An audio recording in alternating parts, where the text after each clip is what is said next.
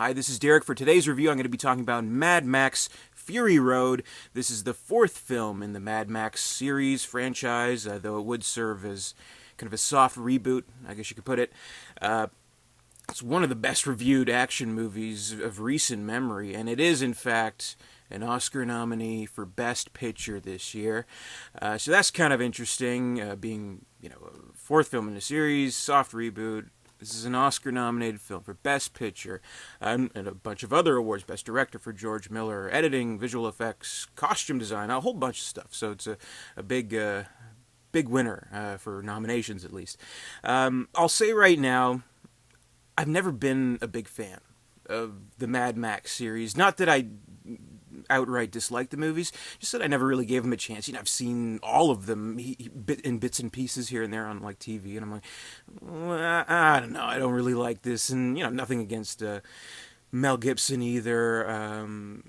Well, guy's got his problems, but I think he's a good actor and everything. But I don't know, I just never really gave the movie a chance. And I think a lot of people going into Fury Road were probably in the same kind of mindset as me. Like, I don't really, I'm not a big Mad Max expert, at least.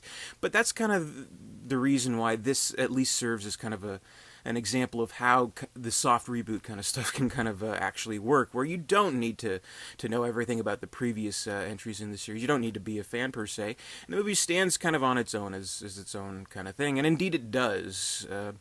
The movie, I'd say, needs a little explanation. So, we have, of course, the Mel Gibson role as Mad Max. We have Tom Hardy now, which is definitely a get. He is a man of few words, I'll say that. Particularly because for most of the movie, or at least a good chunk of the first half, he's a hood ornament, so there's that. And he'll mumble here and there. So basically, he's a very odd choice for the film's narrator, which he is. The film opens with his narration, where he kind of explains everything pretty much just enough that you need to know. So this isn't a movie that over-explains everything. It would rather show you than explain. So it just kind of gives an idea of who he is. Who's he going to tell besides us? He's not going to have a big conversation with anyone else. So he's a survivor. He's a road warrior. He's out there, and there's been way too many people that he just couldn't save. So he's kind of tortured by that. Of course, we see kind of flashes in his head of a little girl that he couldn't save. Whether that's someone from the previous movie, I can't even say, but I'm willing to bet no. And we just kind of see all these flashes here and there that are obviously very torturous to him, but he's just trying to move forward, but plans don't quite go the way he wants. When he's captured, he's turned into a blood bag, basically, for this crazy army led by a crazy, I guess, dictator, warlord, god, and it shows us this post-apocalyptic universe. It's set in Australia. I guess you consider it an exploitation film as well. All desert, basically. Water is scarce. Fuel seems to be in good supply. Basically, it's what America would look like if Donald Trump is elected president in the next 4 years. But it really immerses you in this post-apocalyptic universe where it's an intense and very high energy, fever dream-like kind of atmosphere that they set up before even getting to the action. Like, we see the visuals and kind of how this world works, and that's one of the things I really like about this movie, is that it shows you how this world works, where it's all in these little details where we kind of see these rituals, right, of this army who they're in pursuit of Furiosa, who's she's kind of defected against the whole setup, I guess, and she's stealing some breeders, basically, women who are tailored just for breeding, for creating other warlords. So she's off with them in the big diesel truck, and when they finally catch wise to what she's doing, they send the whole army out after her to get these beautiful women who are specifically known for breeding. So you get an idea of that there's this whole setup where this warlord, this kind of buff, old, craggly looking guy with a thing. He almost looks like Bane. he has this whole setup. These women are specifically meant to make babies, but we have the others as well who are specifically made to make milk, and we have the setups where I guess just random passersby, those who are in good health, those who are captured are kind of held upside down, used for their blood for the army because they're kind of in poor health, I guess. So we get all that, and we get kind of the rituals of what happens when they're out there on, a war crusade, basically. So we have these guys, they have this ritual of, okay, Valhalla, we will be there, glorious Valhalla, and when they're about to die, they like spray paint their face silver, and they say, witness me, and all that. So it's this crazy kind of ritual, and these action scenes are just tremendous, I would say. And I think that's kind of, oh, well, I mean, it is Mad Max Fury Road, above all things. I mean, it's an action movie. Yes, it's a dystopian kind of future kind of thing. That here and there it has some kind of commentary. I know some people kind of read into it as like this feminist thing, which you can make arguments for. Like, okay, who destroyed the world? Men like that guy, who are warlords who want nothing but war and destruction, and guess what? That's what you got. Not us women. Of course, the strongest and most determined character in the movie is Furiosa. And, just all kind of stuff about what do we do to the world, all that kind of dystopian kind of stuff. But it's really all about the action. And that's where the movie succeeds, and that's what it focuses on, and that's what's so goddamn good about this movie. Because, I mean, I'll tell you, again, I wasn't originally a big fan of the Mad Max series, but I kept hearing great things about this movie, and I didn't catch it in theaters, unfortunately, but I finally caught it when it came to video, and I just fell in love with it. I watched it 3 times.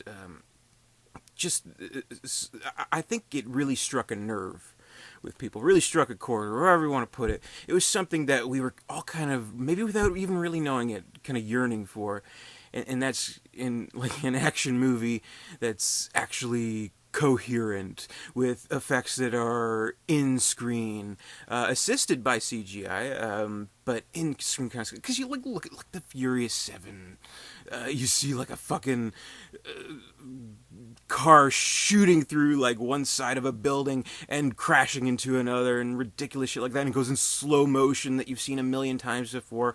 All these cars dropping from a plane with parachutes on them, with like very obvious like CGI backdrops. And don't get me started on like the Transformers kind of stuff where the camera's just moving along everywhere, and nothing makes any sense, nothing is coherent, you can't even follow it.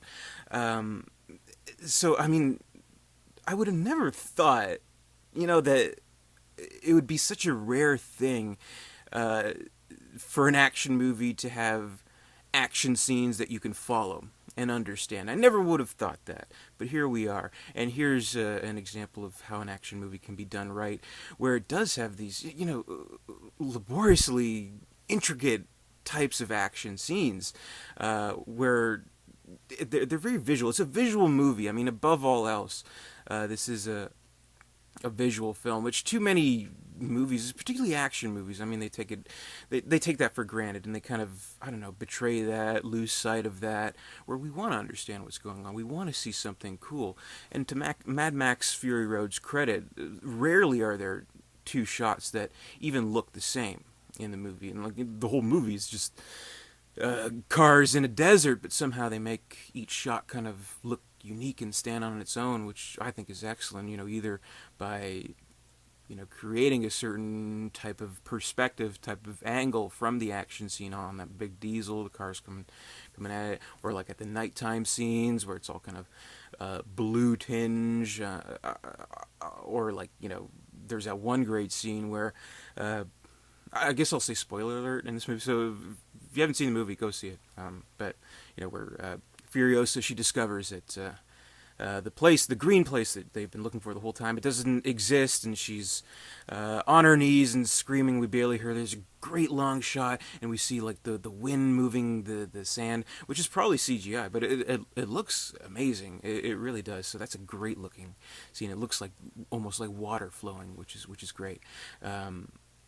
it's just a very visual movie, and it's just this intense kind of movie where our senses are really being challenged. I think even like with like the sound and music of the movie, like there's a lot of scenes where we'll kind of like be tested to what is contrapuntal, what is diegetic sound, film nerd phrases, where like you'll hear like the drums bum bum bum bum bum bum bum, or the guitar, and we'll think, okay, that's part of the soundtrack, but then the camera will like pan over and we'll see that it is a guy with a guitar, it is guys with like drums. So I mean that's kind of cool, kind of like it challenges us to pay attention.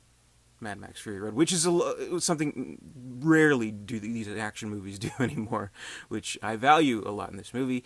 And I don't know, it's just like it feels like it is this kind of big, almost like like a sea epic. Like instead of battleships at the sea, it's battle cars, battle tanks in the desert. So it just very kind of specific types of action scenes and little moments, little details here and there that really make it, I think, special. I think this is a great movie. I've watched it 3 times now. I think it's excellent. I think the cast is great. Tom Hardy, I mean, again, he has very little to say, but it's all about the attitude. I think he has a great attitude. Great persona. Exactly kind of what he's meant to be, this kind of standoffish, kind of cautious character, and with Charlize Theron as Furiosa. I think it's one of her best roles, actually. You do see this kind of friendship that develops between the two, because they are quite similar. Like they both do have like this haunted past where they're both trying to find redemption, and I suppose they both do by the end of the movie, which is nice. And I think it's a good pairing. I think they have a really good kind of chemistry, if you want to put it that way. I love the movie. I know there are some criticisms about it. Like, I mean, basically, like, now that it has become as popular as it is, I mean, in 20 years, we'll look back at this as, one of the best action movies ever. Even on the back, it already says one of the best action movies ever made. For promotional use only. What is this? Anyway, you'll get people say, oh, well, it's kind of overrated, which, okay, you'll get that a lot, but I don't know, you'll hear some complaints here and there, like way off kind of people complaining, like, oh, this is too feminist, this is too PC. Okay, shut the fuck up. I don't, what the fuck are you talking about? But other people, they'll be like, there's no fucking plot to this movie, it's just really, they go this way, and then they go back this way, it's so stupid. Well, I mean, whatever, it's like, it's a war movie, I don't know, what do you want them to do? But, I mean, I do think the plot works in, kind of a certain way where it does make sense. I mean, basically, they have one goal in mind, which is to go to the special green place where everything's great and wonderful. They have the whole army pursuing them. They realize, oh shit, this green place ain't here no more. So, what do we do now? Well, we can take advantage of the fact that we got a really fast fucking car, or fast fucking truck, and the whole army's out there. We can kind of storm the castle, so to speak. So they have one plan, but they come up with another one, and it just happens to be back from where they started. So, I mean, what do you want? I think the plot is fine. I mean, yes, it's a very to the point plot, but it works. I mean, you're watching this for the action, which is incredible, as I've mentioned. So, Mad Max Fury Road. I love this movie. I will agree with all the hype that it is among the very best action movies of recent years. It is entertaining as hell, rewatchable as hell. It's a visually entrancing movie. It just looks great. Looks great on Blu-ray, doesn't it? And the action is intense, and it's just this great kind of nightmarish, almost vision of the future, which I love. George Miller did a great job on this. Let's hope he wins Best Director, maybe. So yeah, that's my review. So we have 31 Days of Oscar. This is my first review, so we're gonna have more coming. So keep an eye out for more reviews of winning and nominated Best Pictures. Past, present, not future. So keep an eye out for that. So be sure to comment, rate, subscribe. What do you think of Mad Max Fury Road? Is it overrated, or do you agree with the masses that it's fucking awesome? Which, come on, it's awesome. But thank you very much for watching. Again, comment, rate, subscribe, all that good stuff. Visit Derek237.com, and stay tuned for more 31 Days of Oscar. We have plenty more coming your way. So until then, I'll see you later.